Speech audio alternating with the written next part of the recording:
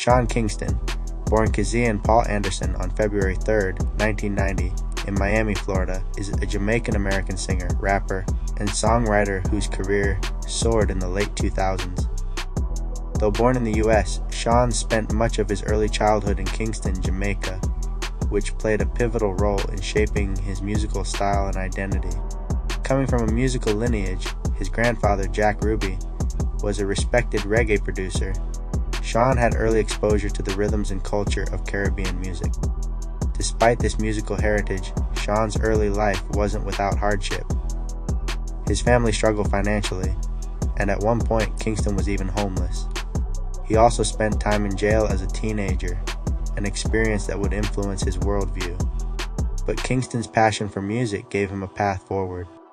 He began writing songs, recording demos, and uploading music online, which would eventually lead him to being discovered by producer JR Rodham through MySpace, a social media platform that helped launch many artists in that era. Sean's breakthrough came in 2007 with his debut single, Beautiful Girls. The song became a global hit, topping charts in over 20 countries and earning platinum status. It showcased his ability to blend reggae, R&B, hip-hop, and pop, creating a new infectious sound. The line, "You got me suicidal, suicidal, when you say it's over," became a cultural moment, raw, catchy, and controversial for its lyrics. Following that success, Sean released hit after hit, including Take You There, Me Love, and Fire Burning, which became a club anthem.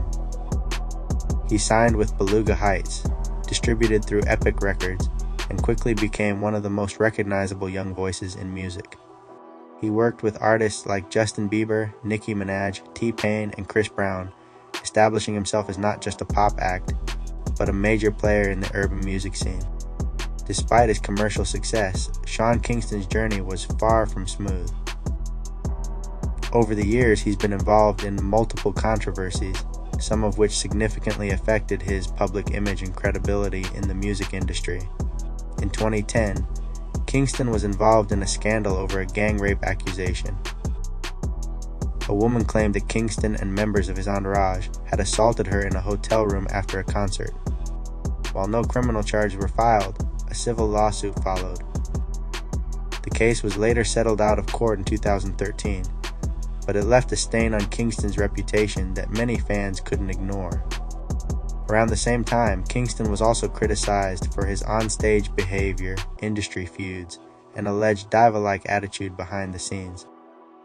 In 2011, Sean's career was nearly derailed when he was involved in a life-threatening jet ski accident in Miami.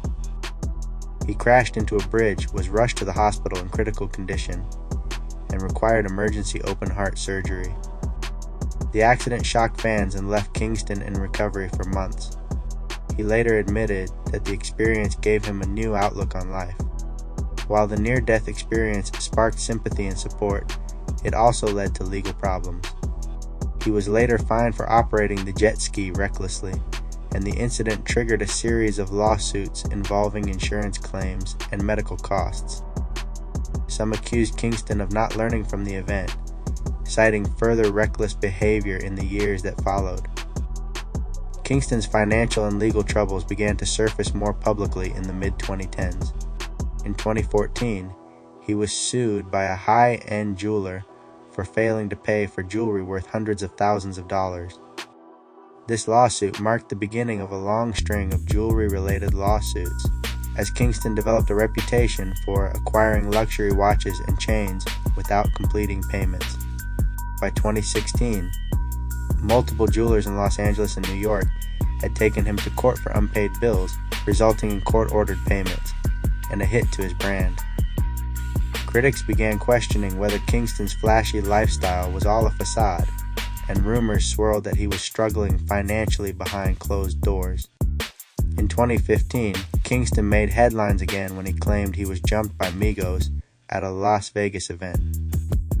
While police confirmed there had been a confrontation, the details were murky, and many believed Kingston had fabricated or exaggerated parts of the story.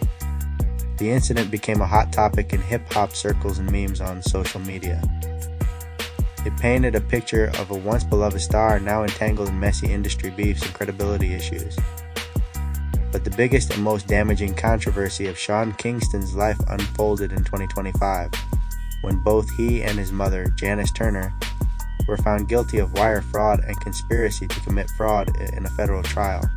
According to prosecutors, Kingston and his mother were involved in a scheme to fraudulently obtain over $1 million in goods and services, including luxury vehicles, high-end jewelry, electronics, and studio equipment using fake wire transfers and bad checks.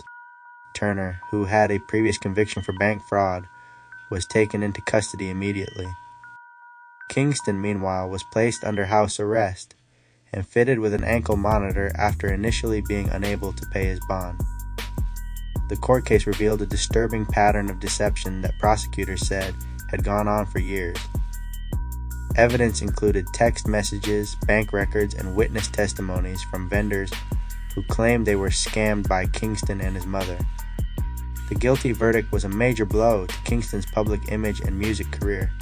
He now faces up to 20 years in prison per count, with sentencing scheduled for July 2025. His lawyers have announced plans to appeal, but the damage has already been done. For many fans and industry insiders, the trial confirmed long-standing suspicions about Kingston's behavior and business dealings. Once seen as a lovable pop reggae star with hit songs and unique style, Kingston has now become a cautionary tale about fame excess and the consequences of financial mismanagement. Despite all the controversies, Sean Kingston's impact on the music industry can't be entirely erased. His early success helped bridge the gap between Caribbean music and mainstream pop, and he paved the way for other Jamaican and Caribbean artists to break into the American market. Songs like Beautiful Girls and Fire Burning still hold nostalgic value for fans who remember the summer anthems of the late 2000s. Whether or not Kingston can make a comeback remains to be seen. But as it stands, his story is a powerful reminder that fame without foundation can crumble just as fast as it rises.